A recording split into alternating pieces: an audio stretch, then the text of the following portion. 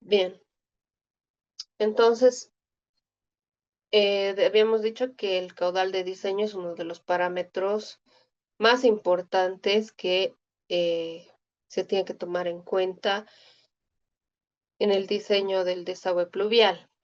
Y para la estimación de este caudal de diseño, en las diferentes partes que comprende un sistema de drenaje pluvial domiciliario, se puede emplear la ecuación del método racional, ¿no? Donde tenemos aquí el caudal de diseño en metros por segundo, la intensidad de lluvia, considerar con I, el coeficiente de escurrimiento, que no tiene unidades, y el área de la superficie drenada. Ya, esa es una de las principales ecuaciones base para el cálculo de drenaje pluvial, ¿no? Como podemos ver, siempre está en función de la superficie de escurrimiento. El valor del coeficiente de escurrimiento depende del material, ¿no es cierto? Del material de la superficie que se va a drenar. En general, el coeficiente C es un valor compuesto que se puede calcular con la siguiente forma, donde C es el coeficiente de escurrimiento, el AI es el área diferencial, ¿no?, de cada sector, y A es el área total del predio. Para la determinación del valor de la intensidad de lluvia a ser considerado en el diseño, se emplean las ecuaciones de las curvas IDF, ¿no? Intensidad, duración y frecuencia, que nos proporciona la norma NB 688. Aquí tenemos la normativa, también nos proporciona una tabla de coeficientes de escurrimiento. Como hemos dicho, está en función de la superficie que va a ser drenada. Techos o cubiertas impermeables, dependiendo del tipo de cobertura o superficie, entre 0,75 y 1. Parques, jardines, dependiendo de la pendiente y características del suelo, 0,010, 0,20. Superficies asfaltadas, 0,85 a 0,90. Superficies pavimentadas, en función del tipo de revestimiento, conjuntas selladas, 0,75 a 0,85. Superficies pavimentadas, dependiendo del tipo de revestimiento, conjuntas no selladas, entre 0,50 y 0,70. Ingresos, pasillos empedrados de gravo o gravilla, 0,15 a 0,30. Superficies no revestidas, patios de ingreso, terrenos descampados, entre 0,10 y 0,30. Tenemos también la tabla 3.2, que está en función de las ecuaciones que ya hemos visto y nos muestra los valores de intensidad de las lluvias en algunas ciudades de nuestro país, calculadas empleando las fórmulas que hemos visto, ¿no? Para una duración de precipitación de 10 minutos y periodos de retorno de 2, 5 y 10 años. Normalmente, la duración que se toma para evacuar en techos domiciliarios es de 10 minutos. Es por eso que nosotros, la normativa domiciliaria ya nos da esta tabla que podemos emplear perfectamente a nivel domiciliario. Ya dependiendo la zona, primero la ciudad, ¿no es cierto? Si estamos en La Paz, El Alto, Santa Cruz, Cochabamba, Trinidad, podemos elegir. Si no tenemos la ciudad, eh, por ejemplo, en Sucre, no está en esta tabla. Entonces, sí podemos tomar otros valores de intensidad de lluvia. ¿Ya? pero esta tabla es perfectamente aplicable. Solo tenemos que elegir el periodo de retorno y vamos a tener la intensidad de lluvia en litros segundo por metro cuadrado. Ingeniera, buenas noches. Buenas noches. Respecto a la tabla que nos mostraba de intensidades de lluvia que está, creo que es su fuente el Cenami, dice, en los últimos años, particularmente en el año pasado, las intensidades de lluvia han subido bastante. Entonces, tendríamos que actualizar esta tabla. Sí, la normativa por eso nos indica las fórmulas base, ¿no? Y que están en función del periodo de retorno, ¿no? Entonces, estos datos pueden ser actualizados, ¿no? Ahora, también se puede asemejar. Hace poco me tocó hacer un proyecto en la ciudad de Sucre, Ujú. ¿no? Y sí he revisado las intensidades de lluvia. Bueno, es un proyecto fue un proyecto bastante pequeño, sin mayor problema, pero sí me he tomado la molestia de revisar las intensidades de lluvia que registra el CENAMI los últimos años, ¿no? El CENAMI tiene información a nivel nacional, ¿no? Entonces he podido determinar que había una correlación eh, en cuanto a la información de los últimos 5 años, ¿no? Entonces yo he tomado un tiempo de retorno de 5 años y he podido ver que sí había una correlación eh, en los datos que nos ofrece la página del CENAMI. Y en función de aquello, ya es criterio del proyectista poder emplear una, una intensidad de lluvia para su diseño. El diseño, como lo hemos visto, está en función del área a ser drenada. Y el tiempo de duración se toma 10 minutos, ¿no? Una lluvia de 10 minutos. ¿Por qué se toma 10 minutos? Porque es el tiempo en el que nosotros tendríamos que solucionar o nuestra instalación tendría que evacuar el agua de esa precipitación. Ya si tenemos lluvias de mayor duración, en 10 minutos ya podríamos ir evacuando. Eso es lo que prevé la normativa. Ah, está bien.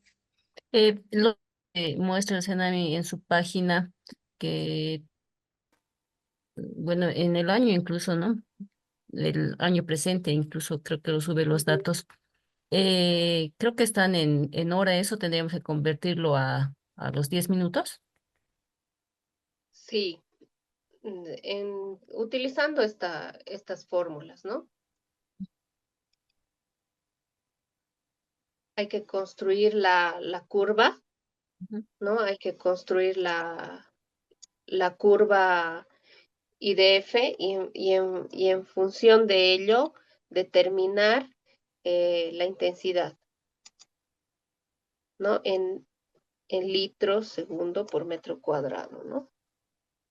Aquí tenemos también milímetros por hora, milímetros de lluvia por hora. El Cenami creo que nos da igual en milímetros, ¿no? Porque sus Ujú. estaciones son pluviométricas. Entonces aquí tenemos ya, podemos hacer la conversión. Ya. Tenía otra duda.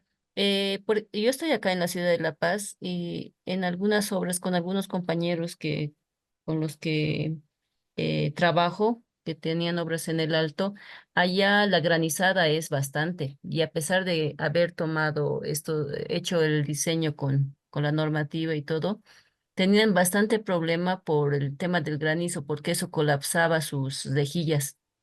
O sea, no se podía evacuar el agua fácilmente. Entonces, Sí, en ese caso, ¿qué podríamos hacer? No sé si eh, por ese tema quizá agrandar el diámetro de los tubos o las rejillas o no, Ari. Pero es que el tema de ecuación es la difícil. nieve y el granizo. Es Ujú, un tema más que sanitario, es un tema estructural, ¿no?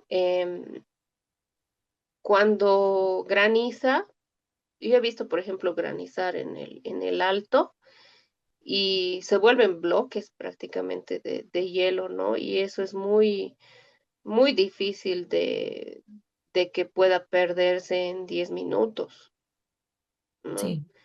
Entonces, hagamos lo que hagamos, no va a pasar, digamos, ¿no? El granizo ya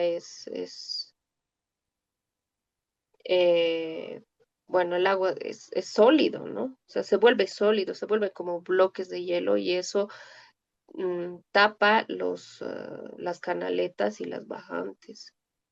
Entonces es más un tema, y ahí se da la acumulación, ¿no? Ujú, O sea, empieza a granizar y se da la acumulación y eso genera un peso sobre la cubierta y por eso les digo que más que un tema sanitario, es un tema estructural.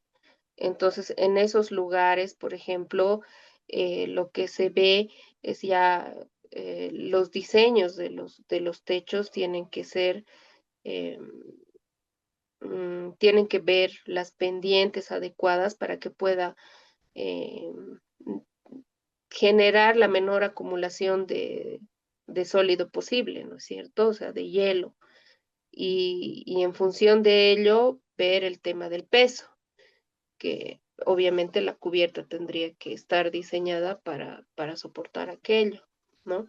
Por eso es que se da en el diseño arquitectónico de techos, en algunos lugares, no tiene pendientes mayores, ¿no? Mayores a las convencionales. Y eso provoca que no se dé la acumulación excesiva de granizo o de nieve, por ejemplo, y, y no genere tanto peso a la estructura, sobre todo en viviendas, ¿no? En la zona de Potosí, Oruro, El Alto. Eso es lo que hay que ver. Mm, Considerar, digamos, en esos lugares drenajes más grandes, más anchos o canaletas más abiertas, digamos, para poder intentar evacuar, yo pienso que no corresponde, es un error. está bien, ingeniera. Gracias. Muy bien. Vamos a ver ahora los sumideros. Ya, aquí podemos ver lo que nos dice la normativa. Todo sumidero de piso o cernidor debe tener un diámetro de descarga igual a la tubería de descarga a la que desemboca, ¿no? O sea, no podemos generar embudos. Los sumideros de piso tipo rejilla instalados en una terraza o patio deben tener un área libre igual o mayor a 2 veces el área de la tubería de descarga a la que se conecta, ¿no? Nos está hablando de la superficie del- de la rejilla, ¿no? Tienen que tener un área libre igual o mayor a 2 veces el área de tubería de descarga a la que se conecta. Eso tenemos que ver. Todos los sumideros que están comercializados con certificación en el mercado cumplen aquello, ¿no? Todo sumidero de piso de aguas pluviales en patios y terrazas debe estar dotado de un sifón y al igual que las rejillas en los ambientes interiores al domicilio, ¿no? El diámetro del sifón debe ser igual al diámetro de la bajante pluvial a la que está conectado o al del colector al que desemboca. Las superficies de terrazas y patios deben tener pendientes no menores al 1% con dirección a los sumideros o rejillas de piso. Básicamente, para la ubicación de sumideros, nosotros tenemos que tener especial cuidado en la pendiente, ¿no? Y ya hemos visto las pruebas que se realizan. Aquí hay una prueba adicional que no la hemos visto en saneamiento, es la prueba de canicas, ¿no? Para determinar, para garantizar que la pendiente del suelo o de los pisos de terrazas o patios tengan suficiente pendiente como para evacuar y direccionar todo el flujo hacia el sumidero. Lo que se hace es en el nivel del terreno, una vez de ya dado la pendiente, o en el piso o en la terraza correspondiente, pero a nivel suelo, ¿no? Se lanzan canicas y todas tienen que converger en el lugar donde se va a emplazar la rejilla, ¿no? Esa es una prueba adicional y para verificar que la pendiente de pisos, de terrazas y patios está correctamente eh, construida, ¿no? Direccionada hacia los sumideros. Luego, canaletas. Vamos a ver canaletas. ¿Qué nos dice la norma? Nos dice que los diámetros y secciones de canaletas se calculan tomando en cuenta las áreas de drenaje en techos o cubiertas y la intensidad de lluvia, ¿no? Se puede aplicar las siguientes ecuaciones para condiciones de flujo libre. Las canaletas son canales abiertos, entonces se diseñan como diseñamos canales abiertos, ¿no? En base a la ecuación de Manik. Aquí podemos ver la ecuación de Manik, donde ya sabemos que aquí tenemos la velocidad, n, el coeficiente de rugosidad de Manik, el radio hidráulico y la pendiente hidráulica, ¿no? El coeficiente de Manning se puede tomar igual a 0,017, nos dice la norma, para cualquier material metálico. Fierro galvanizado, cobre, latón y 0,010 para PVC. De igual forma que como hemos visto anteriormente, el diseño de las canaletas está en función del área. Del área de las cubiertas que deseamos drenar. Donde aquí tenemos aquí el caudal en esta fórmula, ¿no? Que es la convencional. El área hidráulica de la sección y la velocidad del flujo. El área drenada por la canaleta en metros cuadrados, el caudal, máximo caudal de la canaleta y el caudal de diseño en metros cúbicos segundo. Para C igual a 1, ¿no? De igual forma, la normativa nos da ya, en función de las fórmulas anteriores, para valor C igual a 1, en función y en función también de las curvas I de F, nos da esta tabla, la 3.3, ¿no? Donde nosotros ya podemos tener la sección de canaleta a ser utilizada, ¿no? Aquí nos da la sección de la canaleta, base y altura, ¿no? Y está en función de la pendiente del techo, ¿ya? Si el área drenada en la pendiente es del 0.25%, entonces tenemos que buscar aquí en función de la intensidad que estamos trabajando. Por ejemplo, si elegimos trabajar con la intensidad de 125 milímetros hora, entonces entramos a esta columna y esta es la superficie máxima que vamos a poder drenar con una sección de 10 por 14 centímetros en este caso, ¿no? 100 milímetros, 140, 10 por 14 centímetros. Normalmente en viviendas hasta 3 niveles utilizamos 10 por 12 en sección de canaleta eh, rectangular, ¿no? 10 por 12 para una intensidad de lluvia de 125, máximo nos va a drenar 115 metros cuadrados. Estas ecuaciones, bueno, se puede utilizar de forma manual en esta tabla, Pero también en base a estas ecuaciones, ustedes van a ver en el siguiente módulo que el CIPECAT utiliza estas ecuaciones para poder dimensionar las bajantes en CIPECAT, las bajantes pluviales. Dividen ustedes el área del techo y van asignándole el área a cada bajante. Entonces ya va el programa automáticamente calcula el área y verifica si la sección que se está dando es la adecuada. Y también está en función de la pendiente. Ustedes ingresan al programa la pendiente y les va a resolver les va a ir resolviendo, ¿no? Cada bajante, asignando el área a cada techo.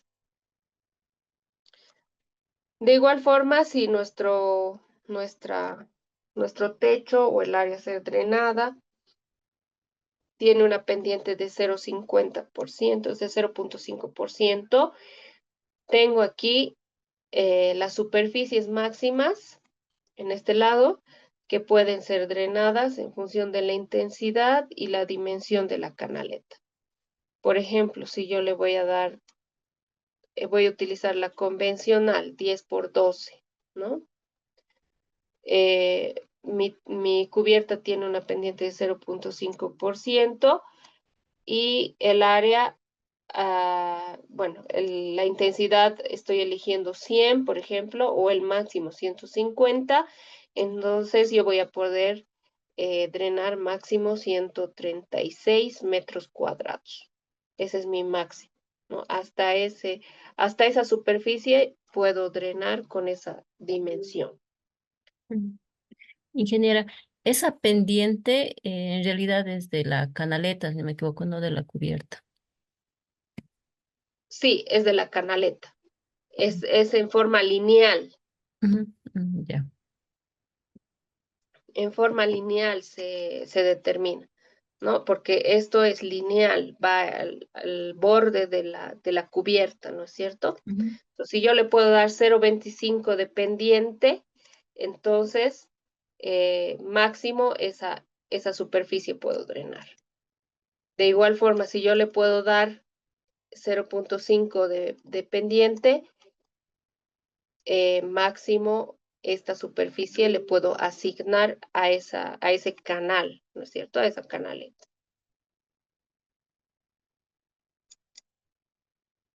Entonces, ¿qué es lo que aquí tenemos? Bueno, también la tabla que nos da la normativa en sección semicircular, que tenemos ya prefabricadas este tipo de canaletas, ¿no? De forma semicircular.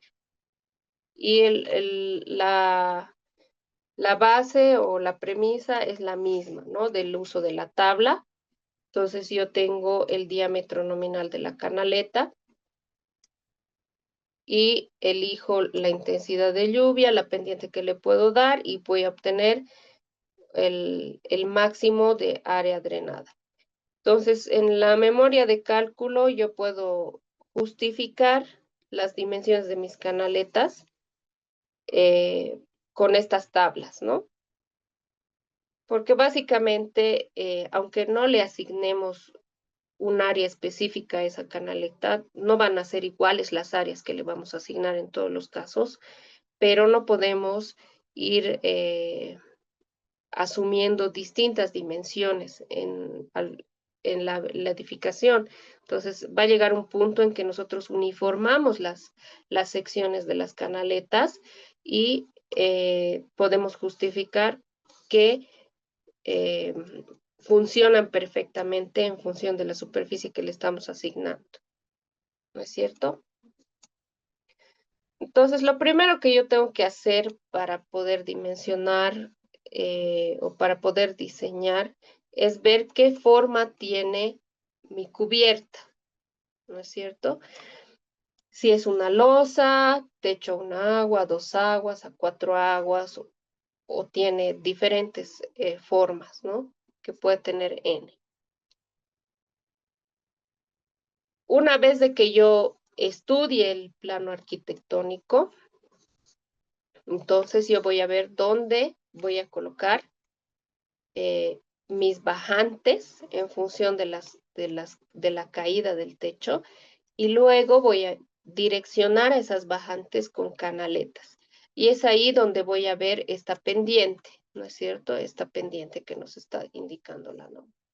¿Cuánto yo le puedo dar de pendiente para llegar a la bajante? Una vez de que yo tenga definido eso, entonces tengo que dividir y asignarle las áreas que yo voy a drenar. Voy a dividir esta losa, que es un techo plano, en, en 4. Voy a poner aquí mis bajantes, ¿no? Y le voy a dar pendiente, voy a colocar rejillas, ¿no?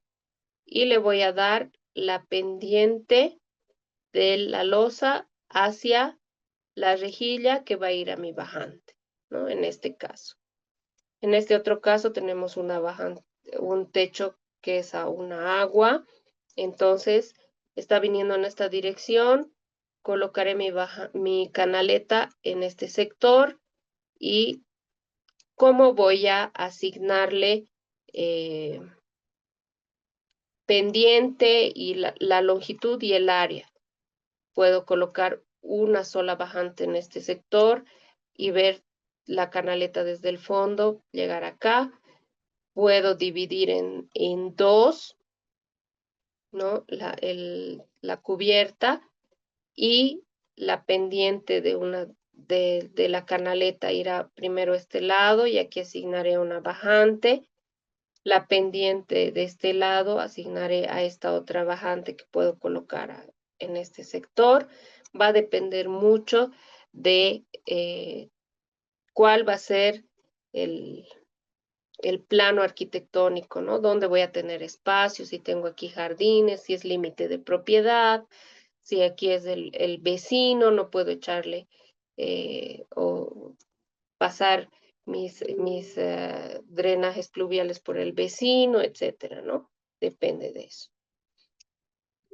Acá, por ejemplo, tengo un techo a 2 aguas, entonces dividiré en 4, puedo dividir en 4 mi cubierta, asignarle 4 bajantes a una en cada esquina de la cubierta y ir direccionando las canaletas, ¿no? Que en este caso van a ir en este sector y en este sector. Si yo le asigno solamente 2 bajantes, dividiré en 2 la cubierta y obviamente la pendiente que yo voy a poder darle a mi canaleta va a ser menor que si yo divido en 4, ¿no es cierto? Si divido en 4 puedo darle una mayor pendiente, puede resolverme mayor área, la sección de esa canaleta, ¿no? Entonces, de esa forma debemos analizar mmm, el, el techo, ¿ya? Entonces, igual aquí tenemos una cubierta a 4 aguas. Aquí puedo asignarle, por ejemplo, igual, cuatro bajantes, una a cada lado, y dividir, por ejemplo, esta área que vaya a esta bajante y la mitad de esta área que vaya a esta otra bajante. Entonces calcularé el área de esta forma, ¿no? Para esta otra bajante igual, podré asignarle la mitad de esta cubierta que está bajando que tiene caída hacia este lado y esta otra mitad a este lado. Igual hacia atrás o de diferentes formas, ¿no? El análisis nosotros ya tenemos que ver, cada uno tiene que ver en función de su plano arquitectónico.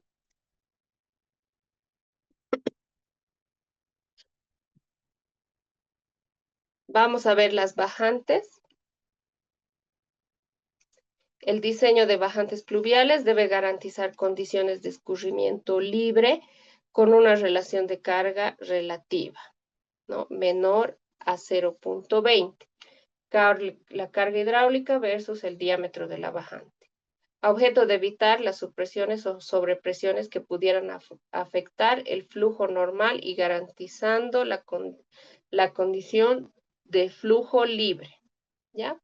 Para el dimensionamiento de las bajantes pluviales se puede emplear la fórmula de vertederos de planta circular, ¿no? Aquí tenemos la fórmula que nos indica la normativa, donde QD es el caudal del vertedero circular, H la carga sobre la cresta, L la longitud de desarrollo, que es 2pi por el diámetro, y D el diámetro de la bajante.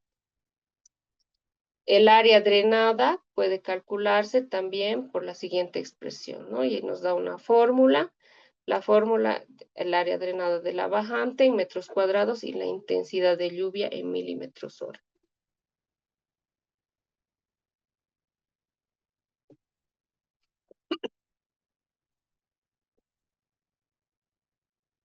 Para el dimensionamiento de bajantes, también la normativa nos determina la tabla 3.5, que emplea las ecuaciones que hemos visto en función de la intensidad de lluvia considerada en el diseño para los diferentes diámetros, ¿no?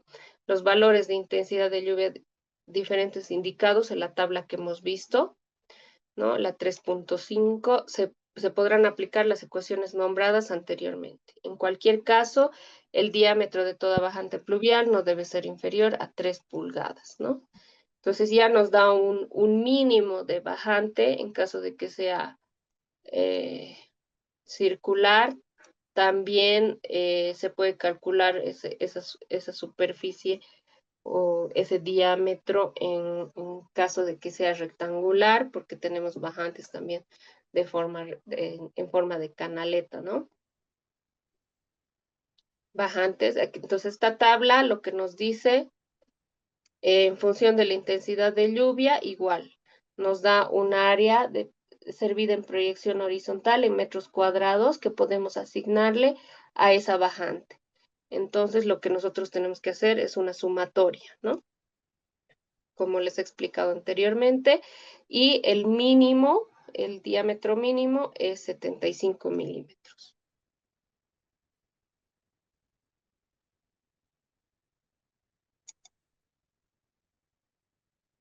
Aquí tenemos un ejemplo de una cubierta, es una losa, ¿no? Que se ha dividido en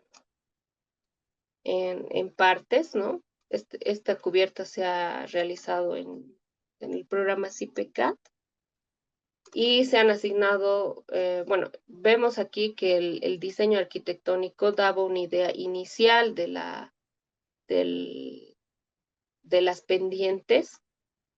Sin embargo, considerando las estructuras, la fachada, etcétera, se ha decidido colocar bajantes en esos puntos. En este punto, en este punto, en este punto. Es un terreno aquí en Cochabamba, es una edificación que está en la zona sur y tiene a los lados, ¿no? Bastante área libre. No es la totalidad del terreno que está ocupando la construcción, entonces eso ha permitido eh, facilitar el diseño, ¿no? De esta cubierta y poder tener la libertad de asignar bajantes pluviales donde se ha previsto. Y las áreas que hemos asignado están divididas con estas líneas. Esta área se ha asignado a esta bajante. Todas las bajantes son de 4 pulgadas. Esta área se ha asignado a esta bajante. Esta a esta bajante. Esta área se ha asignado a esta bajante. Esta bajante. Esta pequeña área se ha asignado a esta bajante. Esta igual a esta bajante. Y aquí también hemos colocado, ¿no? aquí una bajante y aquí otra. Entonces, de esa forma tenemos que ver cómo dividir las cubiertas y ir asignando áreas, ¿no? No es muy complicado hacer que cumplan, solamente la verdad es que no he visto complicaciones en diseño pluvial en techos. En uno, bueno, a ver, he visto una cubierta bastante grande que es la cubierta del hangar que se ha realizado aquí en Cochabamba, del hangar de Boa, ¿no? Donde sí tenía, bueno, las áreas son han sido bastante grandes y se ha tenido que hacer drenajes escalados, ¿no? Primero se ha drenado una parte, luego se ha conducido mediante otras bajantes a otro nivel y luego se ha bajado. Ahorita no lo tengo el diseño de la cubierta, pero ya son estructuras bastante especiales, ¿no? Donde sí hay que verificar otro tipo de situaciones y coordinar bastante con la parte estructural, ¿no? De cómo van a asignar los perfiles, hasta la forma en que van a armar la cubierta, etcétera, para poder dimensionar las canaletas y las bajantes pluviales.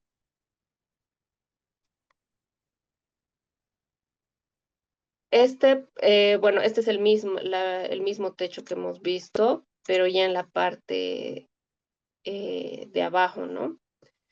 Aquí vemos dónde han caído las bajantes pluviales en la planta baja y eso es lo que tenemos que ver bien con la parte arquitectónica, ¿no? De que no interrumpa ventanas, por ejemplo, ¿no? O sea, no se ven las ventanas o vacíos, etcétera, ¿no? En lo posible, eh, que se pueda cubrir, por ejemplo.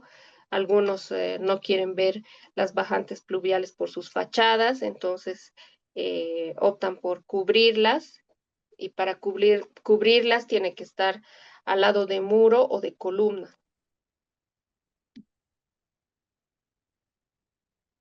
Entonces, de esa forma se va viendo y se va direccionando, ¿no?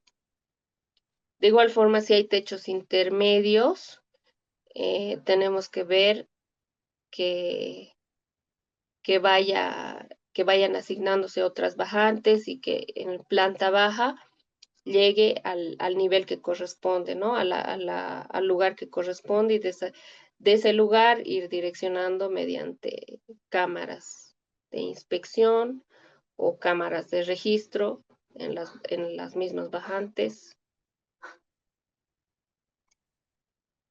para llegar a la cuneta, ¿no? En este caso, eh, las dos salidas que hemos planteado, una por este lado, por este sector y otra por este sector, ¿no? Dos salidas a la cuneta de la vía.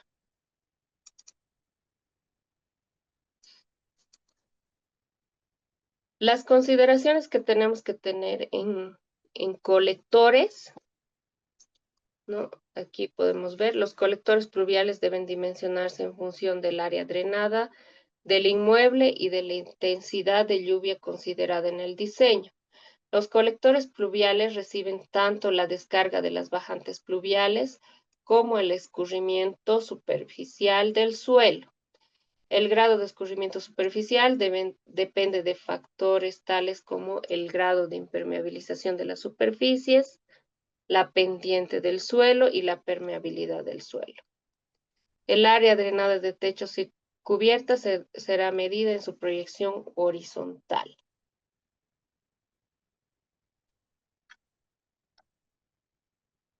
Para el dimensionamiento de colectores pluviales se puede aplicar las ecuaciones clásicas de la hidráulica, Aquí tenemos nuevamente la ecuación que ya hemos visto y la ecuación de continuidad, ¿no? Aquí podemos ver, eh, por ejemplo, en esta foto, esta bajante no debería estar abierta. Normalmente se ven este tipo de errores, ¿no? Pero deberíamos colocar aquí debería bajar una cámara, ¿no? Y tal vez de la cámara llevar a algún otro dispositivo, si es que no se quiere tender una red, por ejemplo, direccionar a esta rejilla, por ejemplo, ¿no? Y de esta rejilla hacia el exterior o hacia otra cámara. Ese tipo de cosas no se le toma muy en cuenta en ya en la construcción misma, ¿no? Sobre todo si la edificación es a nivel domiciliario, pequeño, no se le toma muy en cuenta. Hay, bueno, yo en este punto quisiera ver la opinión de cada uno. ¿Qué opinan sobre las cadenas, por ejemplo? No sé si han visto en algunas viviendas utilizan en vez de bajante una cadena. ¿Ustedes qué creen? ¿Que está bien, está mal, cumple la función, no cumple?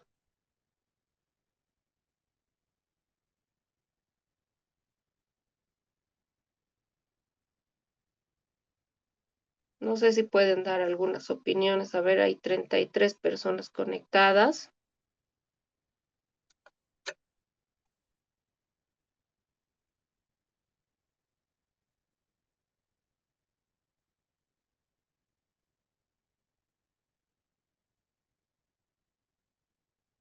Hola,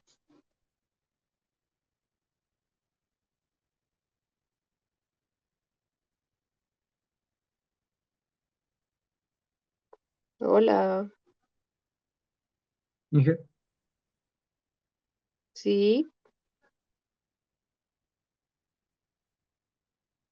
¿quién está con la palabra?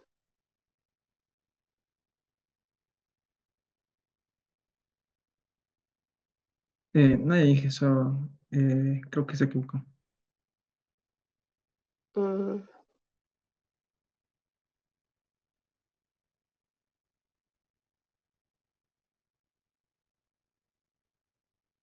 Inge, hay un comentario en el chat. sí, dice. En mi experiencia no funcionaron, el agua igual salpica a todos lados. Al final tuvimos que colocar bajantes de canalitas. A ver, ¿alguna otra experiencia?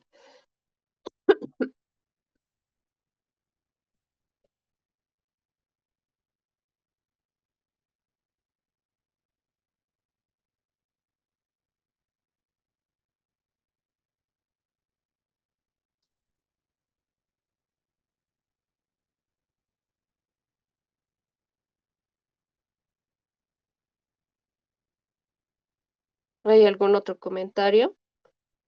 ¿O alguna otra instalación que hayan visto? Un ejemplo es la cadena, por ejemplo. Pero hay algunos otros dispositivos que hayan visto, que se han instalado y eh, no están, por ejemplo, en la normativa, porque en la normativa no existe las cadenitas, digamos, no te da la opción de que puedas instalar una cadena en cada boca de canaleta, digamos, ¿no?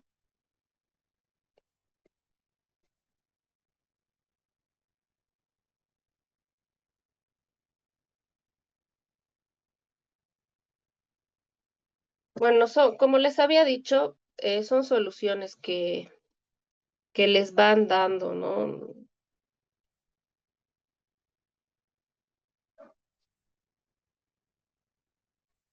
En el caso de bajantes de canaletas, en la normativa no hay un dimensionamiento como tal, solo de bajantes de tubería, entonces convertir el área es algo correcto.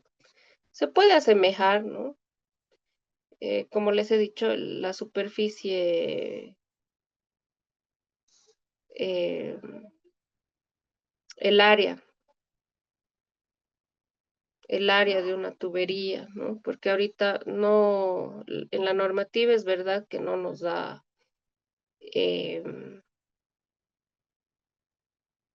las bajantes hechas de plancha o de latón, por ejemplo, ¿no? Que realizan los canaleteros en- comúnmente, pero sí se puede asemejar la tubería, ¿no? O sea, el área, la superficie de la tubería.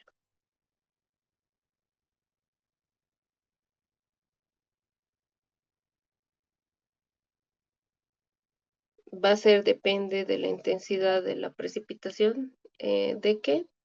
De, ¿De qué va a ser?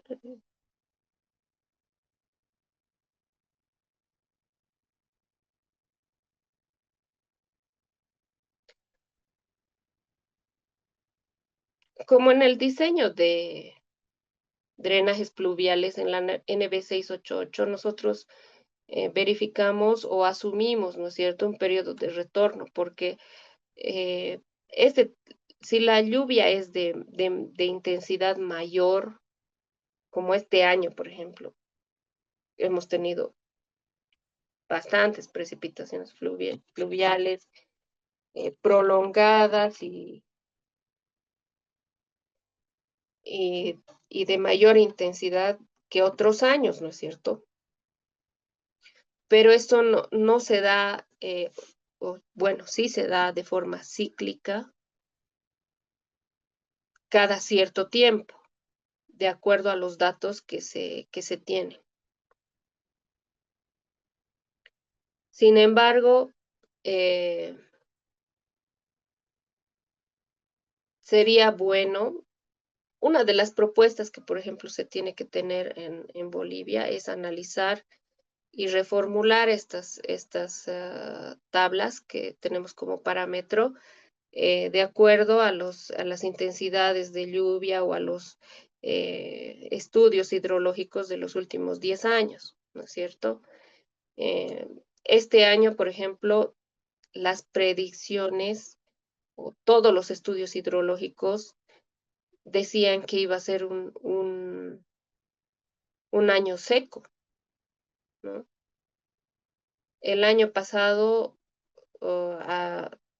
prácticamente desde junio hasta octubre, hemos tenido resultados de estudios a nivel nacional y a nivel internacional que nos decían que este iba a ser un año seco, que no iba a haber agua. Sin embargo, ha empezado a llover y hasta hace una semana o dos ha seguido lloviendo, ¿no es cierto? Entonces, no se puede saber. A ver, si tuviésemos, si tenemos varias bajantes pluviales, cada una tiene que tener una cámara de registro antes de descargar. Incrementa mucho el costo. Lo correcto es que tenga una cámara de registro en cada bajante, porque de esa forma no va a salpicar, no va a generar acumulaciones en los patios o en donde vaya a descargar la bajante. Entonces, eso es lo correcto. Y con tubería, eh, conducir hacia una cámara o hacia el exterior, ¿no? Pero normalmente, ¿qué es lo que hace en las viviendas? Descargan a una cámara, pero conducen ¿dónde? A la cámara del alcantarillado, ¿no? O sea, hay un montón de conexiones cruzadas a nivel nacional, ¿no? Y eso es el origen de los colapsos de alcantarillas y los problemas que tiene la EPSA, ¿no? Pero sí, lo correcto es que descargue a una cámara.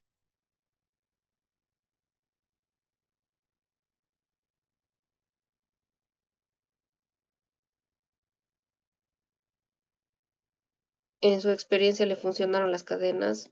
Yo nunca he diseñado con cadenas y no funciona, ¿no? No es correcto. Muchas edificaciones descargan libres al piso, desde cualquier lado, pero la norma tiene que tiene que bajar a través de bajantes. Sin embargo, también se puede descargar mucha área de cubierta, no haría peligroso la calzada cuando transcurran personas. Esta es una consulta que ya va más allá, ¿no? O sea, una cosa es lo que está correcto y otra cosa es que las ciudades no tengan la infraestructura pluvial adecuada para recibir todas esas descargas, porque es cierto, o sea, la mayoría de las vías no tiene cunetas, por ejemplo, y el agua es un factor abrasivo para los asfaltos, ¿no es cierto? Entonces, ¿qué es lo correcto? Lo correcto es evacuar a la cuneta. Si no hay cuneta, ¿dónde voy a evacuar? ¿Será correcto conectar al alcantarillado? No, tampoco. Entonces, es un tema bastante integral, ¿no es cierto? Muy integral, que requiere muchas soluciones, ¿no? Ahora, por ejemplo, vamos a ver más adelante, un poquito más adelante, ya vamos a entrar a los sótanos y vamos a hacer otro análisis, por ejemplo, de los sótanos. Todo el agua de los sótanos, ¿dónde evacuamos? ¿Qué hacemos? Botamos a la... Ustedes caminan por la calle y ven edificios con sótano. Todos los edificios con sótano tienen cárcamo. ¿Dónde botan? Deberíamos ver tuberías a nivel de la acera, ¿no es cierto? Tuberías y cada vez que hay una lluvia o por lo menos periódicamente deberíamos ver evacuando agua, pero no se ve. ¿Qué tan acertado es diseñar solamente basados en parámetros de tablas? ¿No reduce la ingeniería a una mínima expresión? Depende. Depende de qué proyecto estás evaluando. Lo que tienes que tener en cuenta son las bases del diseño y en base a qué están elaboradas esas tablas, ¿no? Las bases del diseño están dadas, porque si estamos viendo proyectos a nivel domiciliario, no es lo mismo diseñar una vivienda de 2, 3 niveles familiar que diseñar un edificio de 30 niveles, ¿no? O un condominio de 5 bloques de 14 niveles, ¿no? No es lo mismo. Entonces, depende qué estás diseñando. En caso de alcantarillados sanitarios, si en edificio existen muchas unidades de descarga, ¿qué puede hacer que el colector principal sea más grande que el alcantarillado público? ¿Qué sucedería? ¿Cómo se diseña? Ya, a ver. En caso por ejemplo, hay edificios aquí en Cochabamba que ya están construyendo hasta 40 niveles, está autorizado. El más grande los más grandes que están construyendo un par de 32 niveles y de 30 niveles.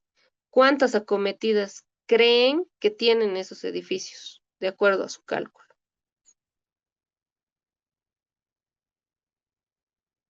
En unidades de descarga hidráulica tienen pues le salen pues 5, 6 acometidas.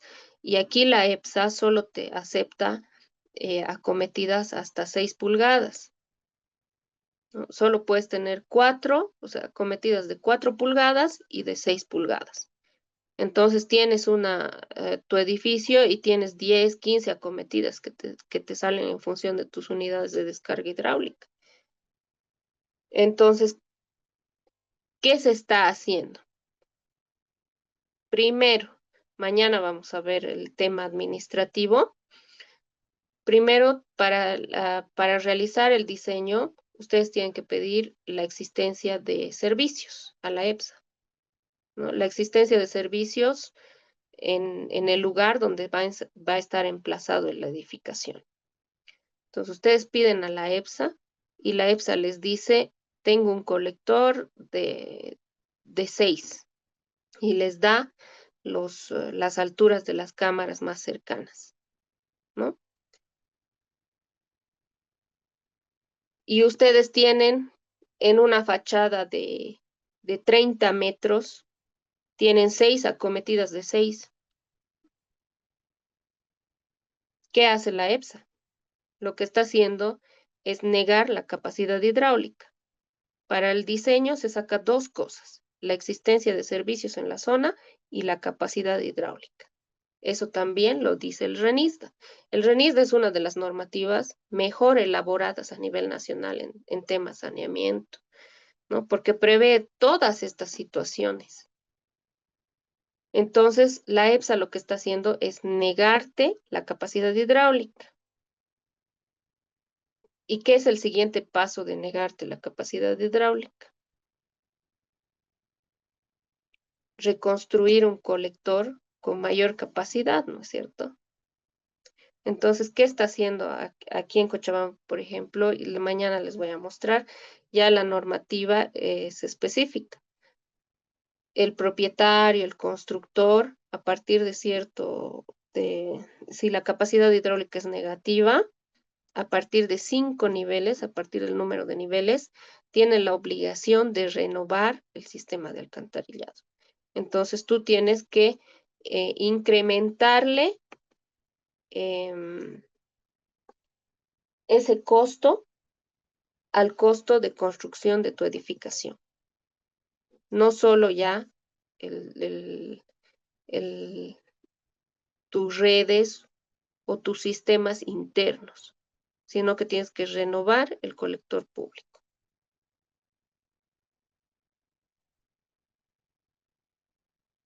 ¿Cómo se diseñaría esas rejillas de piso de la imagen si es a cielo abierto? Sería como canal la rejilla para limpieza de sótano, igual, para limpieza. Vamos a ver los sótanos en las siguientes diapositivas. Si bien lo correcto es descargar el agua pluvial a la calzada, esta no va a desaguar a rejillas que conecten al desagüe sanitario. En general, creo que no hay rejillas que conecten al alcantarillado sanitario. Es parte del sistema público de drenaje pluvial, ¿no? A las bocatormentas. Ahora aquí en Cochabamba no, pero sabía que en ciertos sectores de La Paz, por ejemplo, se tiene em, colector de drenaje pluvial público, ¿no? No solo evacúan a la cuneta, sino ya te autorizan la conexión al colector pluvial público, ¿no? Separado, obviamente.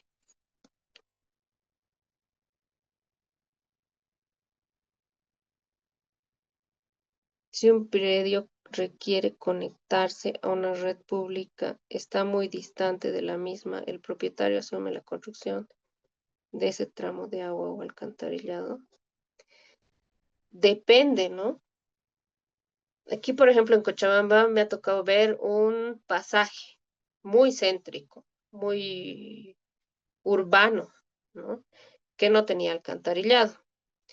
Pero, ¿qué es lo que hace la EPSA? La EPSA te dice, esperas a que lo incluya en mi POA de ampliación o tienen un sistema de autoayuda donde calculan ellos elaboran el proyecto de ampliación y te dicen, bueno, nosotros vamos a poner la tubería o la mano de obra o alguna situación y tú construyes, asumes el costo restante. Entonces, ya se puede optar a los servicios. ¿no? A conectarse a esos servicios, pero mucha gente sí opta por ampliar ellos, ¿no? Por tener el servicio en cuanto a al área urbana. Ahora, en el área rural, bueno, si no hay el alcantarillado, tenemos, ¿no? Los sistemas descentralizados que hemos visto en saneamiento, que serían eh, tanques sépticos, eh, mm, sobre todo a nivel domiciliario, el tanque séptico.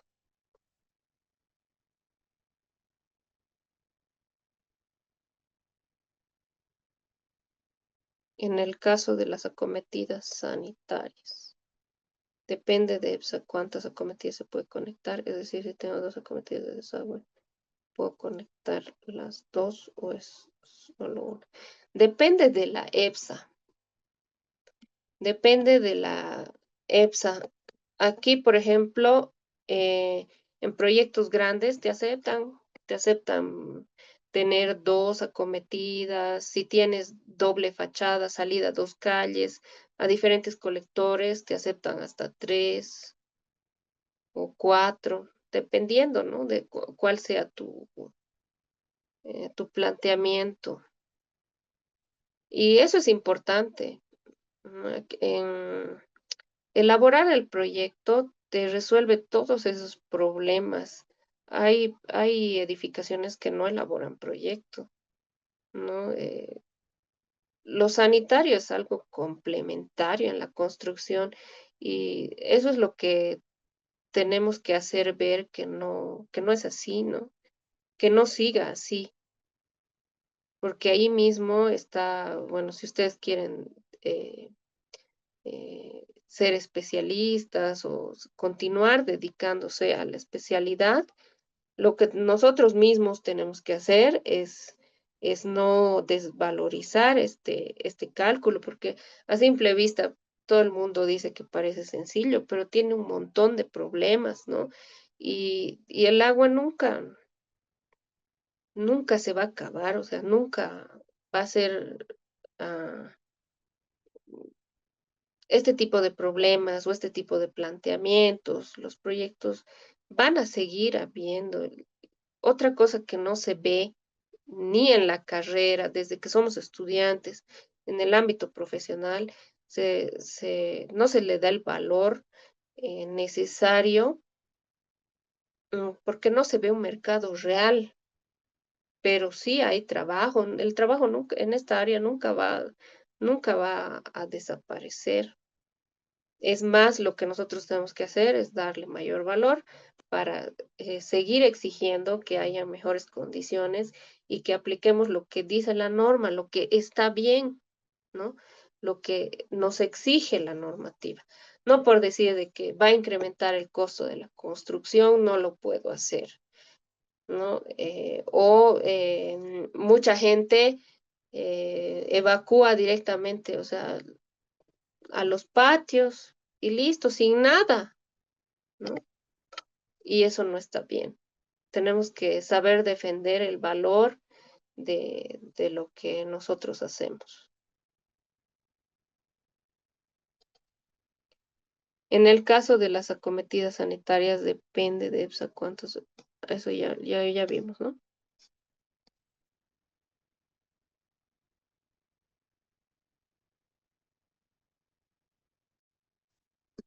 Ya. A ver, a ver, aquí vemos también algunas ecuaciones de los colectores, ¿no? Esto ya para exteriores, ¿no? Que son igual las mismas ecuaciones que nos brinda la NB 688, las mismas premisas eh, que nos brinda la normativa, la pendiente escogida para garantizar una atención tractiva, ¿no? El principio de autolimpieza que debemos tomar en cuenta en los colectores, ¿no? Sobre todo para las partículas de arena, la pendiente mínima, considerando el funcionamiento de los conductos a flujo lleno, bajo condiciones de trabajo gravitacional, ¿no? todo es por gravedad en pluvial, ¿no? Menos evacuación de aguas subterráneas o que esté bajo el nivel de terreno. Es lo único que nosotros tenemos que ver que sea por bombeo. Pero el tema tanto sanitario como pluvial es eh, por gravedad, ¿no? Cámaras de inspección, registro y cajas de paso, las mismas premisas que hemos visto en el tema sanitario, ¿no? ¿Dónde tenemos que colocar estos artefactos? Arranques, cambios de dirección, cambio de diámetro, cambio de pendiente, cambio de material, intersecciones y caídas. Eso es lo correcto. Las dimensiones, igual, la tabla 2.9 ya la hemos estudiado, es la misma, ¿no? En cuanto a cámaras de inspección, de sección circular, cuadrada, cuando tengamos colectores menor a 1.20, entre 1.22, mayor a 2, esto ya regularmente no se da, ¿no? En drenaje pluvial.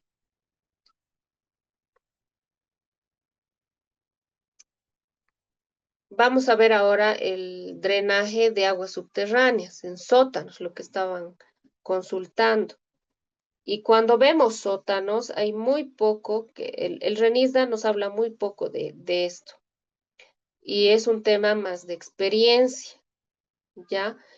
Tenemos que dividir en dos partes, el tema constructivo y el tema constructivo durante la construcción de la edificación y el tema una vez de que ya las estructuras o estén dadas y en funcionamiento o estén concluidas y en funcionamiento, ¿no?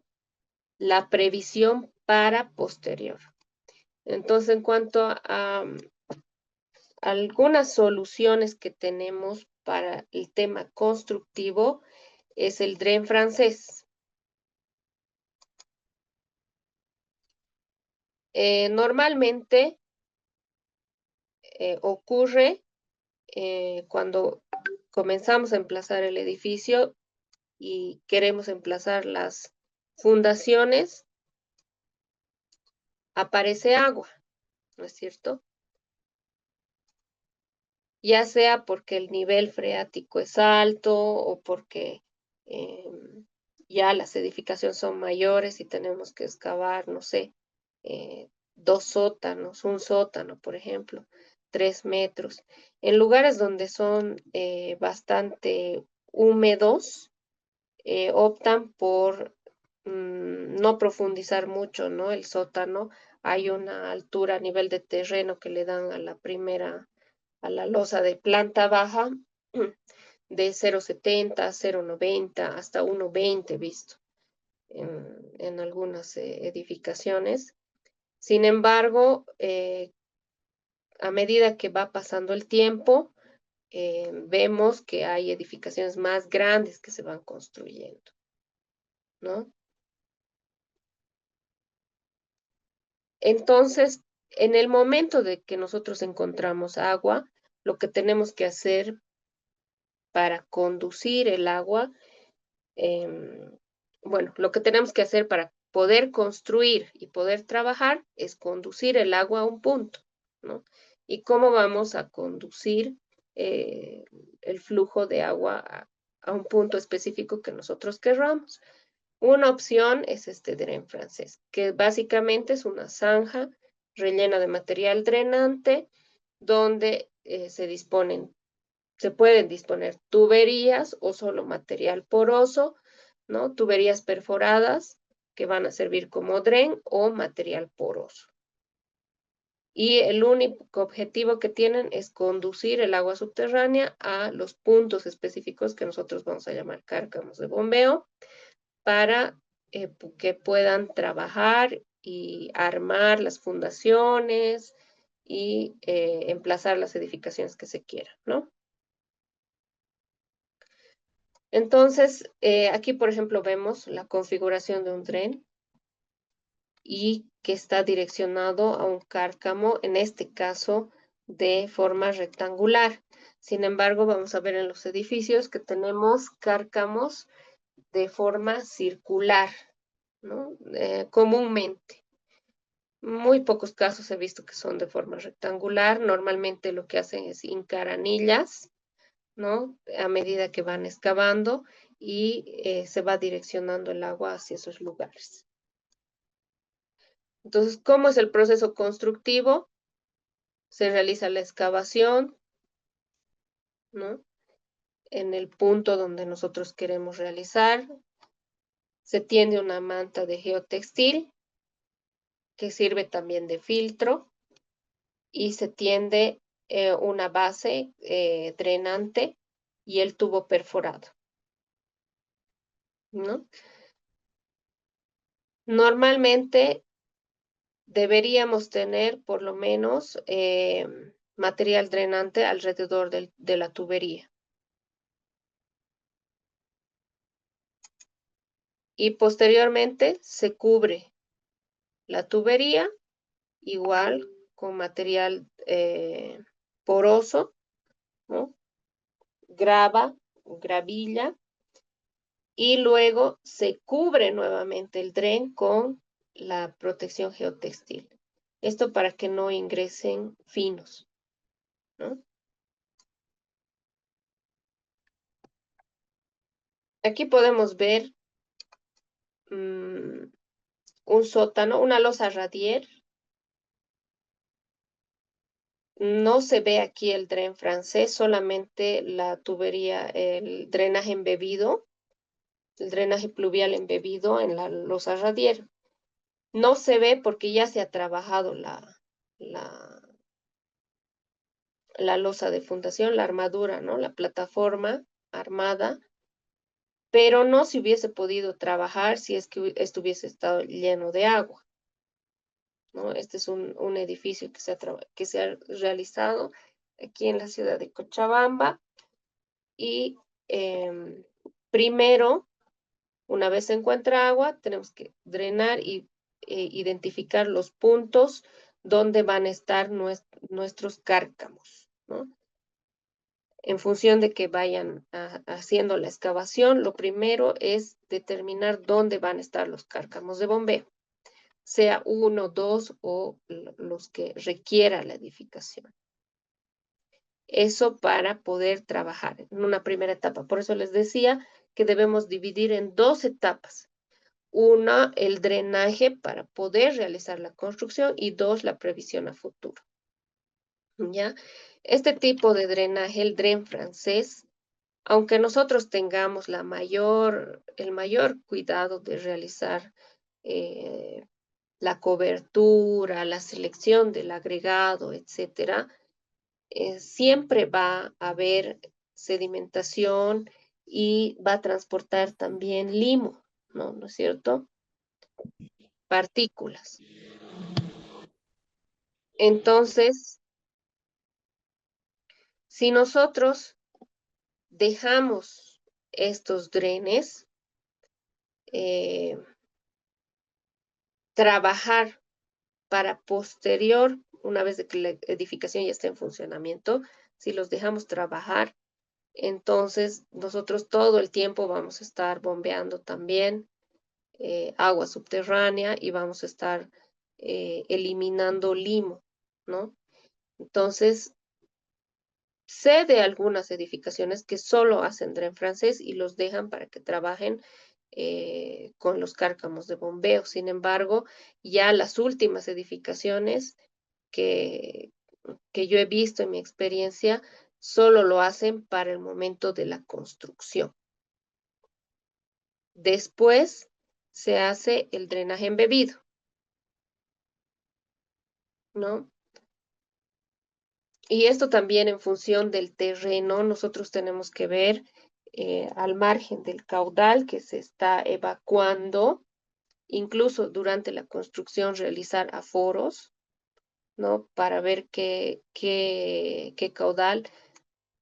Actualmente estoy viendo, nos han llamado para asesorar un edificio, con la construcción de un edificio que tiene vertientes en el terreno. Es un edificio de 2 sótanos semisótano y sótano, o sea, 2 niveles por debajo del nivel del terreno, y el tipo de suelo es bastante inestable, ¿no? Entonces ha tenido mucho problema. Peor en este año que ha llovido bastante, ha estado muy saturado el suelo y les voy a mostrar algunos videos en, en un ratito. A ver, tenemos más preguntas. ¿Cómo calculamos el diámetro? El diámetro de esto se calcula igual por superficie, en función del área, ¿no? Lo, lo más recomendable no es tanto enfocarse en el diámetro, ¿no? Sobre todo en estos drenes, porque construir los drenajes con diámetros muy pequeños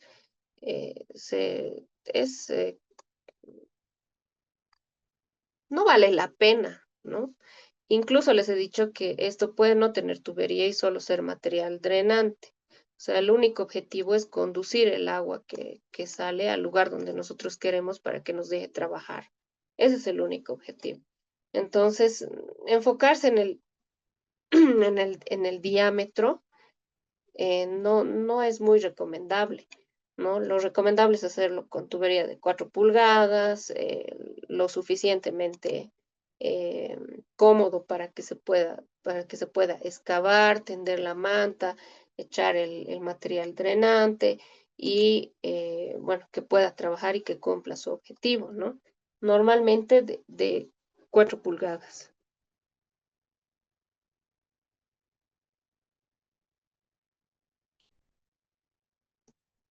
Es una buena práctica colocar tuberías dentro de la armadura. Si es necesario, tienes que hacerlo, ¿no?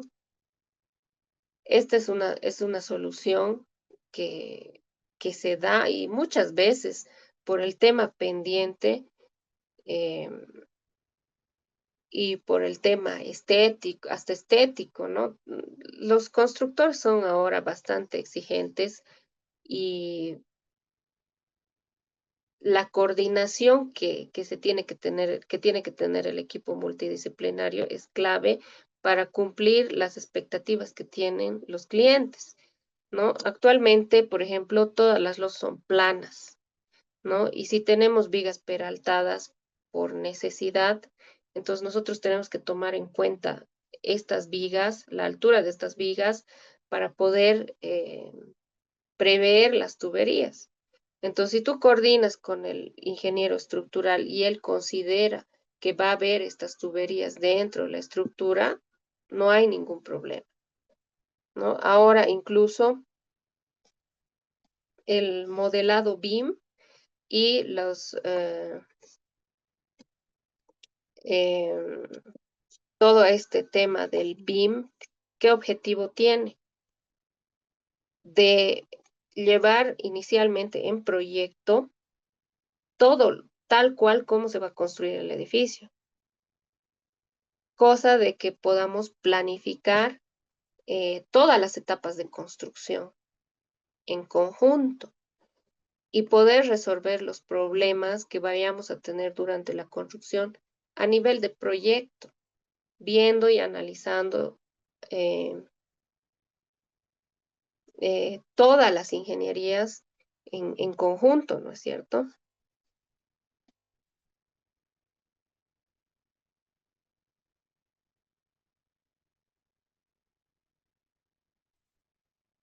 En caso de alcantarillado en una edificación que comprende vigas de arrastre de fundación, es una buena práctica romper la viga o es mejor profundizar.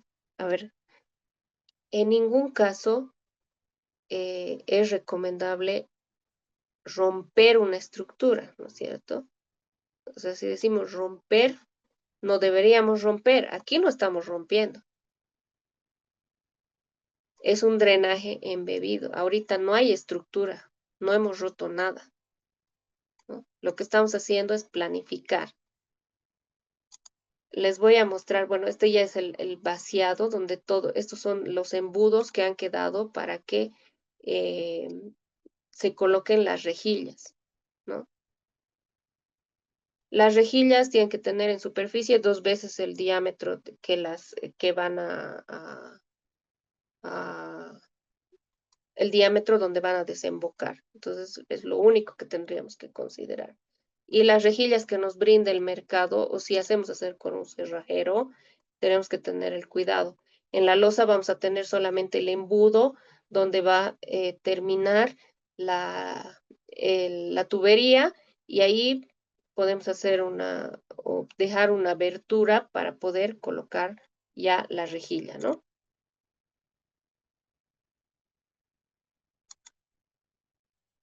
Este es el edificio que este es uno construido, que ya está en prácticamente toda la obra gruesa construida. Este es un edificio que se está construyendo recientemente.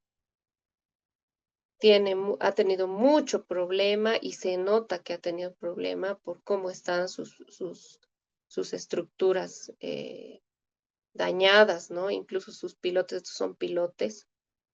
Todos sus pilotes ya están hincados. Han sido hincados desde el nivel del terreno, ¿no? Lo que necesitan construir actualmente son sus cabezales y su losa de fundación. Entonces, aquí en este nivel podemos ver que han construido una plataforma, este nivel es el nivel de su sótano, de su semisótano, perdón.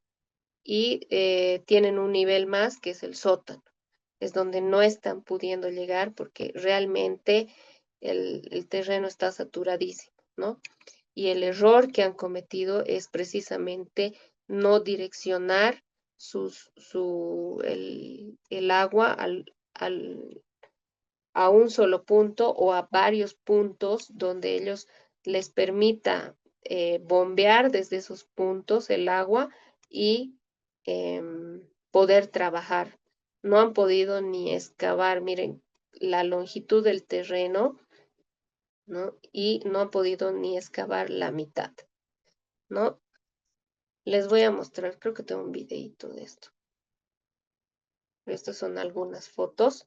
Esta es la base del edificio. Esta cara es esta cara, ¿no? Y estos son sus cabezales. Aquí ya podemos ver sus estructuras, porque a nivel de proyecto era esta. Este solamente es el plano arquitectónico.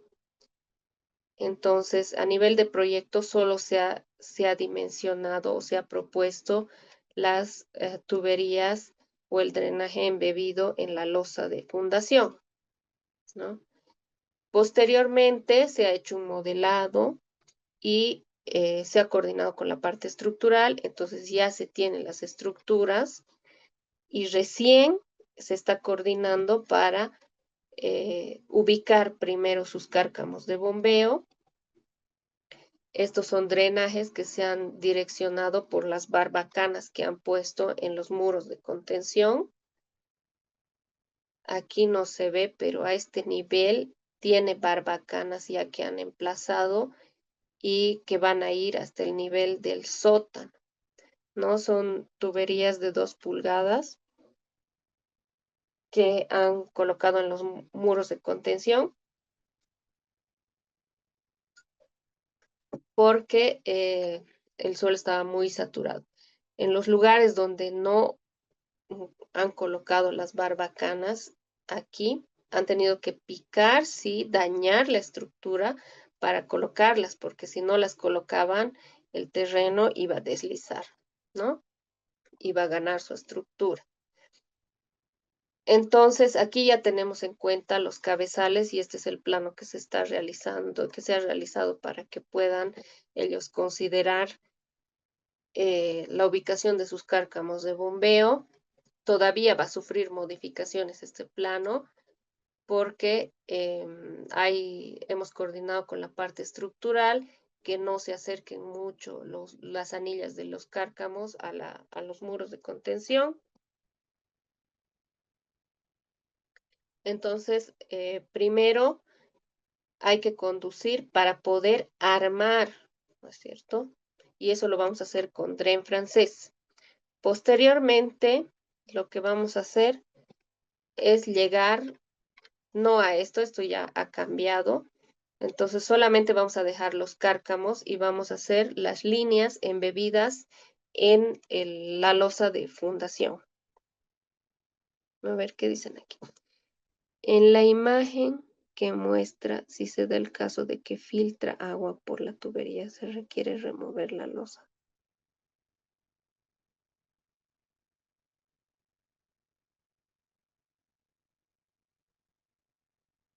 No. O sea, en general, debajo de la fundación puede ocurrir lo que sea ya una vez emplazada la fundación. Por eso es que hemos dicho que tenemos que dividir en dos etapas, una la parte constructiva y otra la parte a futuro. ¿Qué me interesa drenar cuando ya esté en funcionamiento la edificación? Me interesa que no se llenen mis parqueos, ¿no es cierto? Me interesa que cuando llueva no entre la lluvia, o si entra por la rampa, yo pueda tener las rejillas o el sistema necesario, que sea necesario para poder drenar lo más rápido posible. Eso es lo que me interesa. ¿Se entiende?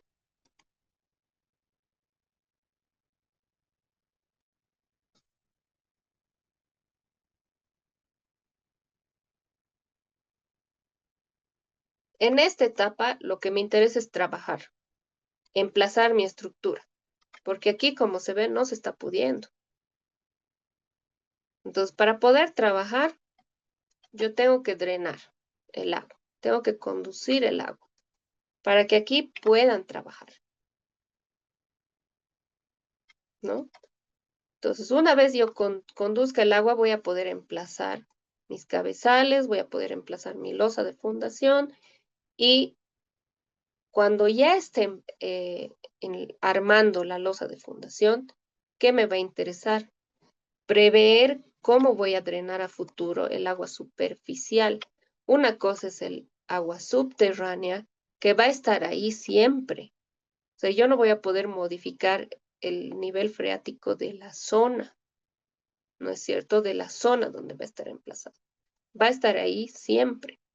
Si yo quiero agotar el agua durante el tiempo en que funcione la estructura, no voy a poder hacerlo.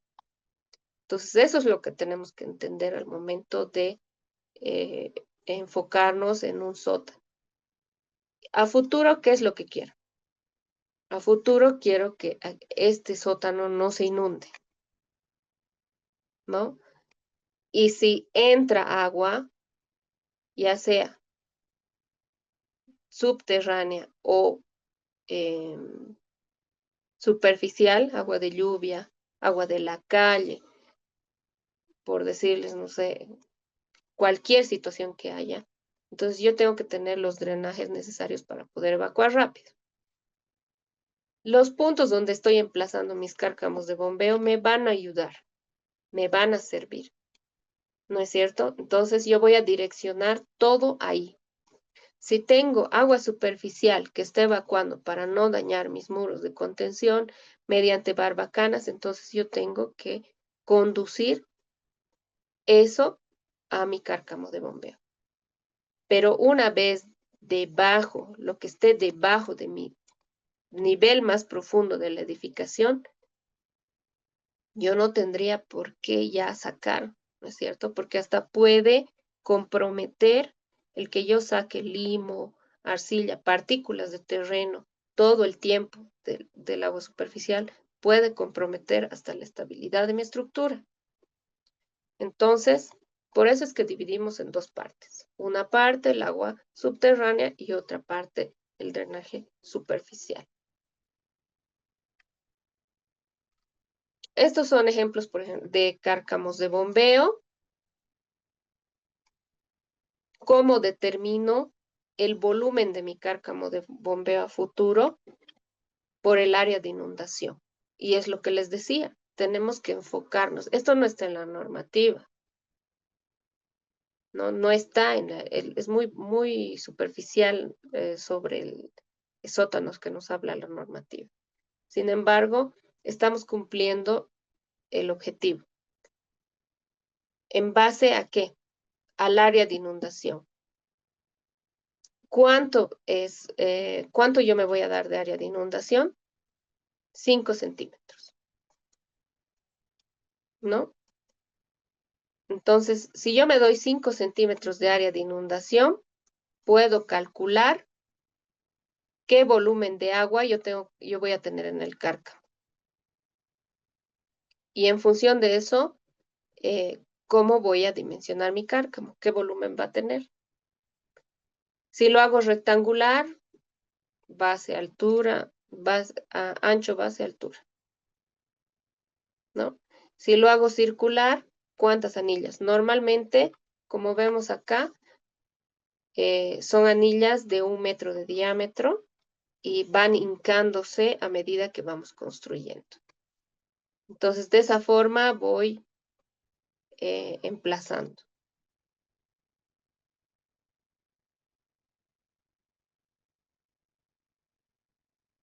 ¿Se entiende? ¿O hay alguna consulta, alguna duda? A ver, voy a buscar unos videitos.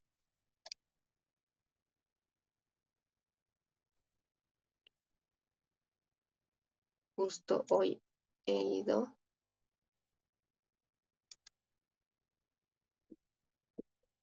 Este es un video de hace una semana más o menos. Miren cómo está saliendo el agua. Cómo están trabajando. Ahorita estamos bombeando. Mira el nivel. Esto es de hace Estamos un viendo. mes, más o menos. No, unas 3 semanas.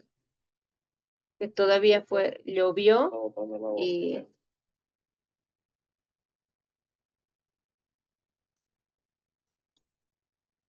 todo está lleno. Pero ven cuántas mangueras, o sea, no hay nada planificado en esta obra,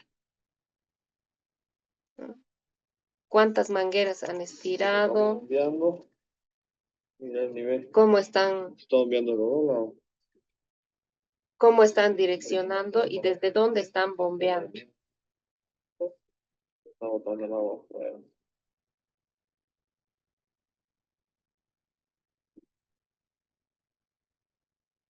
Esto. A este nivel hicimos un aforo de los puntos donde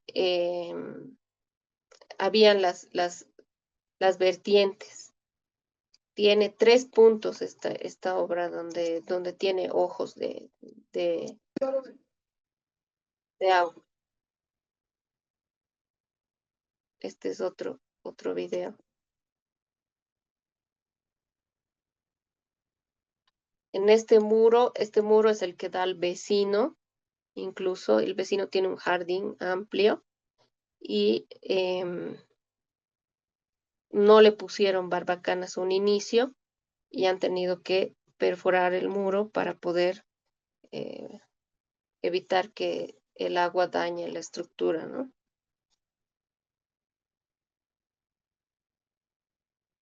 ¿A qué se refiere con anillas del cárcamo? Las anillas son estructuras prefabricadas que tenía. Son estructuras prefabricadas de hormigón. Esto no es.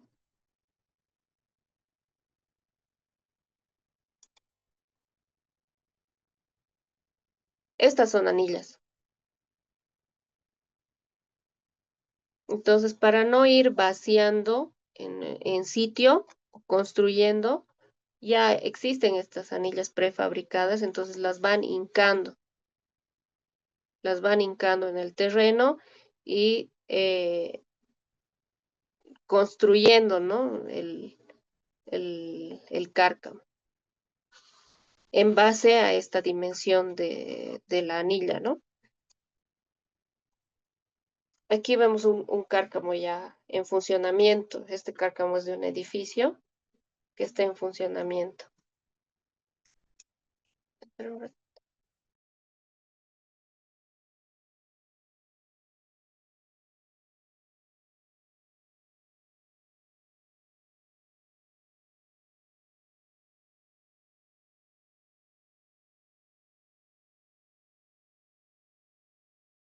perdón,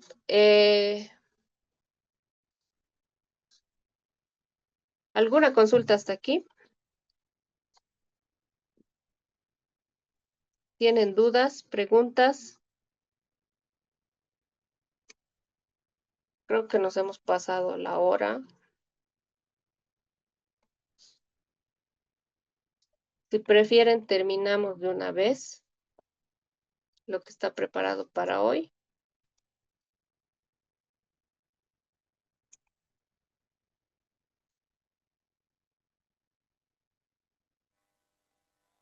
Si lo terminemos, Ya, ya con esto ya habríamos terminado lo que es desagüe pluvial. Si tienen alguna consulta.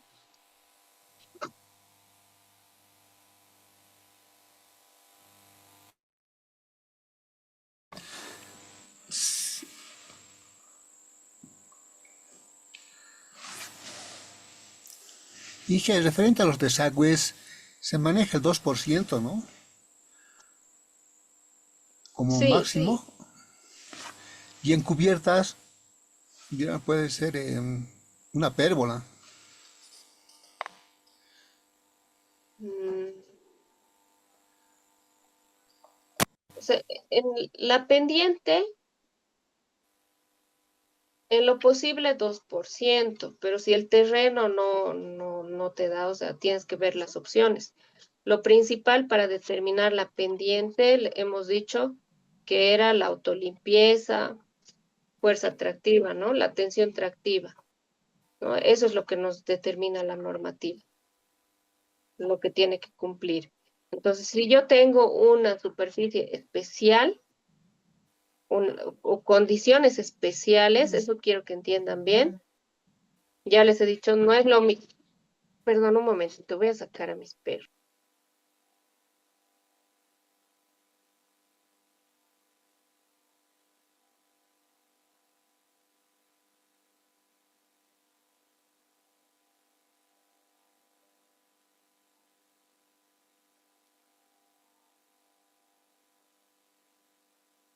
Ya. Si yo tengo una condición especial, llámese pendiente, llámese forma del, de la cubierta, como dice una pérgola, si yo tengo una pérgola, entonces las condiciones tengo que analizarlas en función del proyecto que yo tenga. Si tengo una pendiente que no me va a funcionar al 2%, entonces yo tengo que verificar que se cumplan estas condiciones para decir si puedo solucionar con una pendiente menor hasta tanto, ¿no? Si tengo una cubierta especial, tengo que ver dónde ubicar, dónde puedo ubicar mis bajantes y cómo puedo drenar esa superficie. Si tengo un proyecto especial que la normativa no me determina, por ejemplo, la cantidad de UDHs o otro tipo de condiciones, entonces yo de igual forma tengo que analizarla en función de lo que yo estoy tratando de solucionar, ¿no? Sí. Y que otra consulta, referente a cubiertas en bajantes, ¿la distancia máxima para cada bajante se tiene o es en función al área de la cubierta o cómo se maneja? El diseño es por área, ¿no? Por área. Ahora, si yo tengo aquí, por ejemplo, puedo tener varias alternativas de solución en función de las caídas del techo, de la cubierta. Obviamente aquí, si yo le voy a diseñar una canaleta más que tenga mayor longitud horizontal, tengo que verificar la pendiente, ¿no es cierto?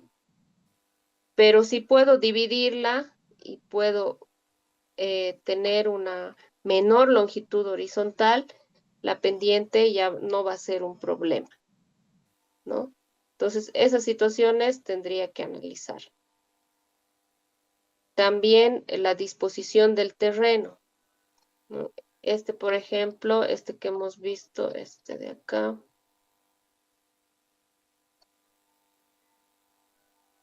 tiene vecinos en tres caras, ¿no? Sí. Vecino, vecino, vecino. Solo puedo evacuar por este lado, ¿no? Entonces, eso tengo que ver. En su caso, ya puedo direccionar, por ejemplo, las bajantes hasta acá, llevar al cárcamo y luego bombear, es una solución, ¿no? Que yo puedo asumir de esa forma. Entonces, está en función del análisis que yo tenga. Otra consulta, Inge, referente a las canaletas, se tiene el corte 50, el corte 50, 75 o 70. ¿Cómo se define esa parte, o sea, la utilización? ¿Corte? ¿Qué corte? No le... 50 y 70. Creo que es 70 o 75. ¿De qué corte? ¿La forma? Sí, la forma, porque he visto que es más amplio, creo que el de 75 o el del 50 es más corto.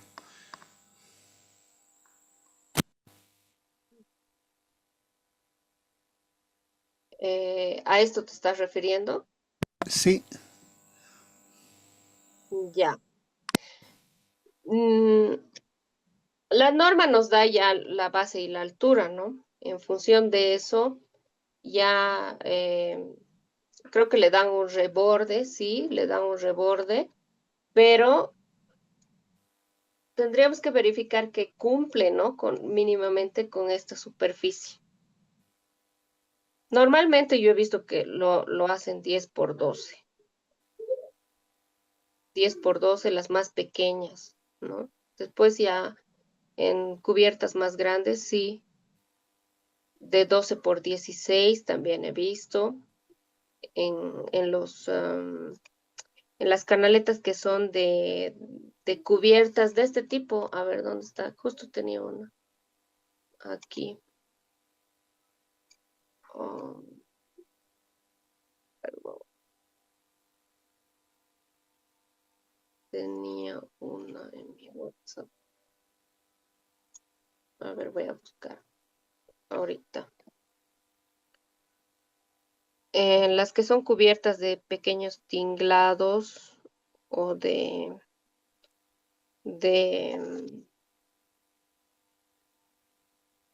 no tinglados, sino son cubiertas a dos aguas de almacenes, son de 14 por 16.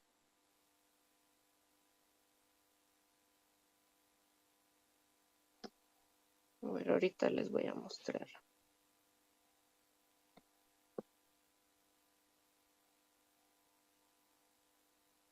En viveros, por ejemplo, igual he diseñado algunos viveros, igual 12 por 14, dependiendo el área, ¿no? De a cubrir, pero no son muy grandes frecuentemente, son pequeños. Y lo hacen por bloques, entonces suficiente eh, 12 por 14.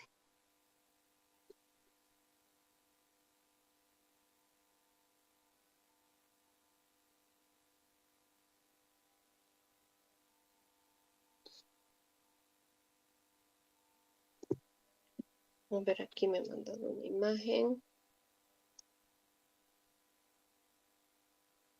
En este tipo de cubiertas. Todavía no están diseñados aquí, pero sí es. Normalmente hasta en esas es 14 por 16, ¿no?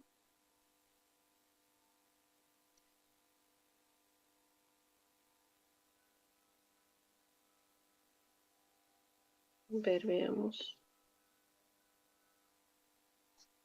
¿Hay más dudas? Consultitas. En el mercado, ¿cuáles serían las cajas interceptoras? Busca el catálogo de Tigre, no encontré solo cajas sifonadas y desgrasador. O sea, tiene cajas interceptoras.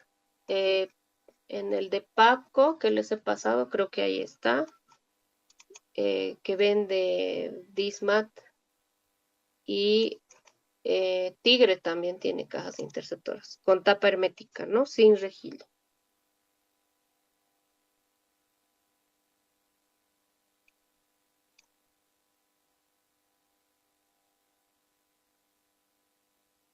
A ver, ¿qué nos falta? A ver.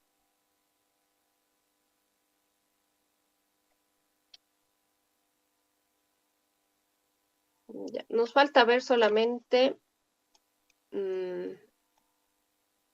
para hoy sistemas descentralizados de drenaje pluvial.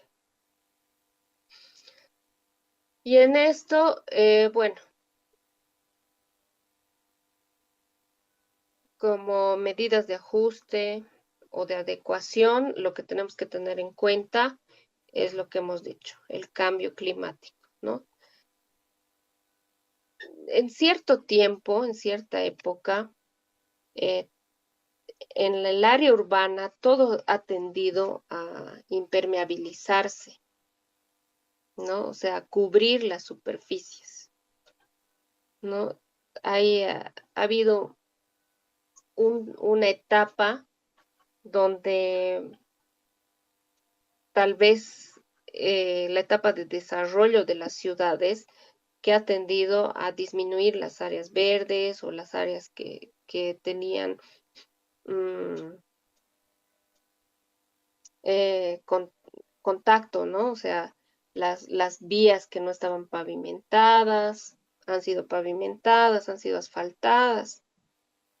Entonces, la superficie de escurrimiento y de absorción del suelo se ha disminuido en las ciudades.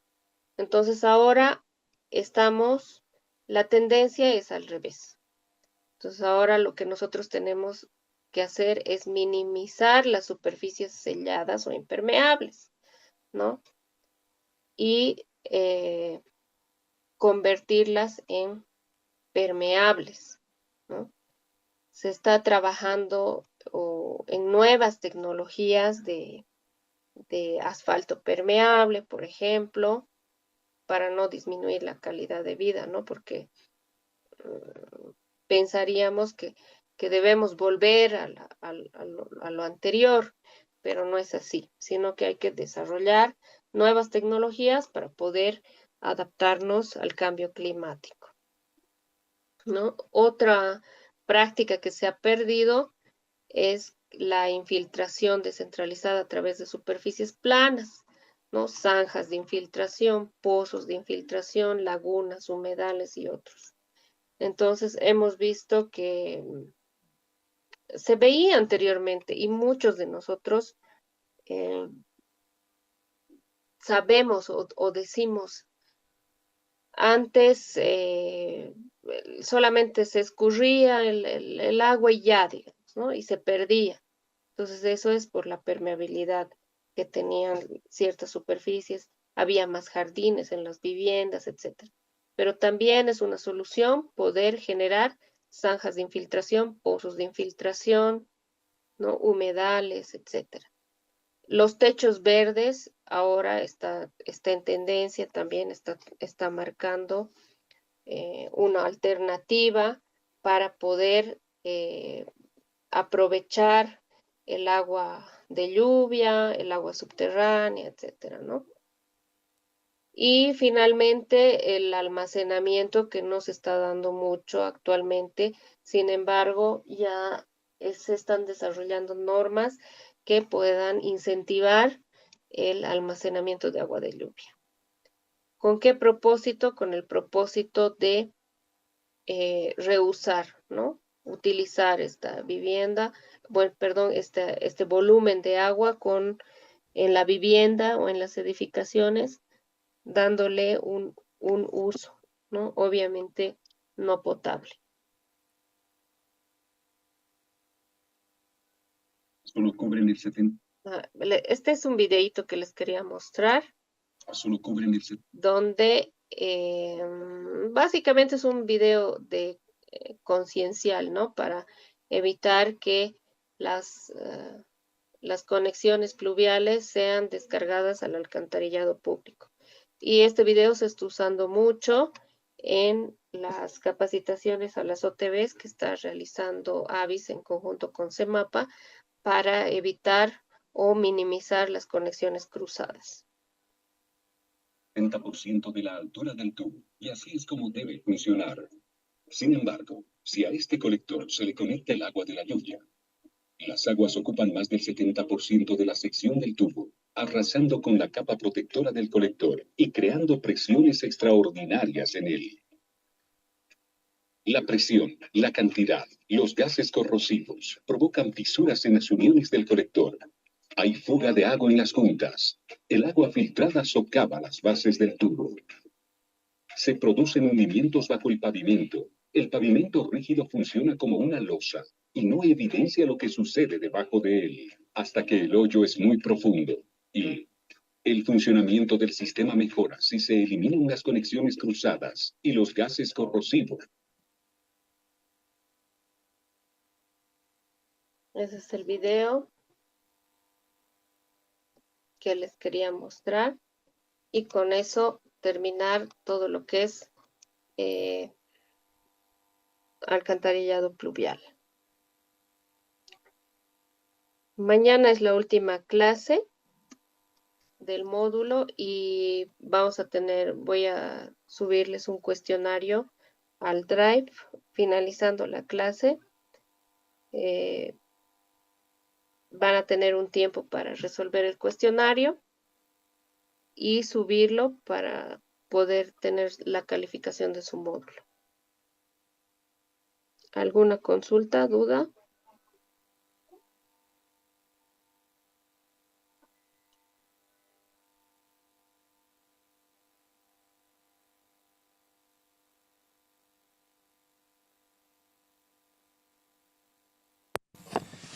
Y que en el Drive lo subí algunas planillas de cálculo para, digamos, para cantidades o, referente a caudal, en todo caso de aportes para un caudal.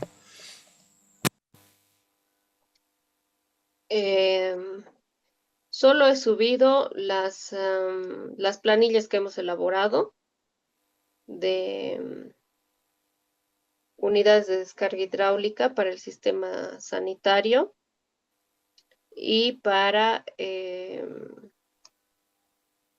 diseño del tanque séptico, la planilla de cálculo de diseño del tanque séptico.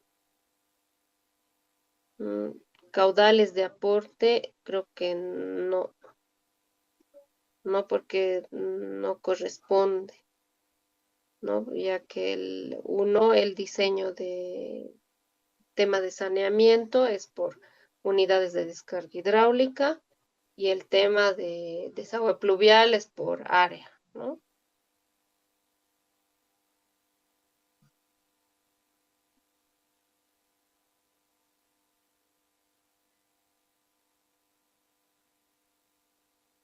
Otra consulta. Mañana podríamos ver algo de PETAR porque algunas sepsis existen pretratamiento antes de evacuar el conector principal. Lo único que vemos en este módulo, y ya lo hemos visto, es el tratamiento primario, que es el tanque séptico a nivel domiciliario, ¿no? Las EPSAs exigen ese tratamiento. Y hemos visto dos opciones, una es los baños secos y dos, el tanque séptico, ¿no? A nivel domiciliario.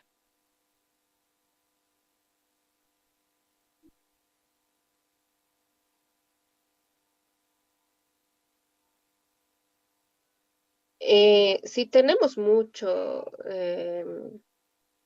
si tenemos dudas sobre PETAR, se los voy a buscar para mañana. Voy a bajar las, hay una guía de líneas de selección. Es una guía de selección de líneas de tratamiento en función de la población a servir, ¿no? Pero eso es ya a nivel municipal, ¿no? La elección de la planta de tratamiento en función de la cantidad de personas que tenga la comunidad, ¿no? En función de la población está. Sin embargo, se los voy a compartir esa normativa para que ustedes puedan tener una idea.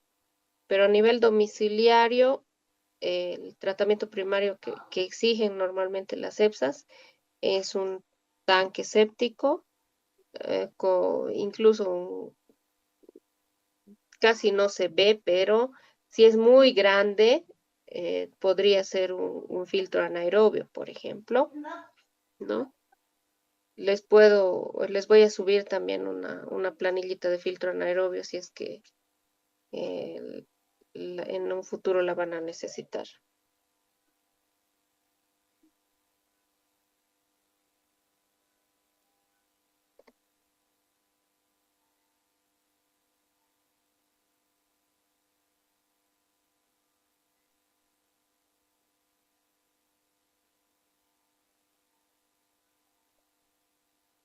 Si no hay más preguntas, entonces nos veríamos en la última clase mañana para Muchas gracias, concluir con Inge. la... Muchas Perfecto. gracias, Inge. Nos vemos el día de mañana. Hasta luego. Ok, Inge, mil gracias. Buenas noches.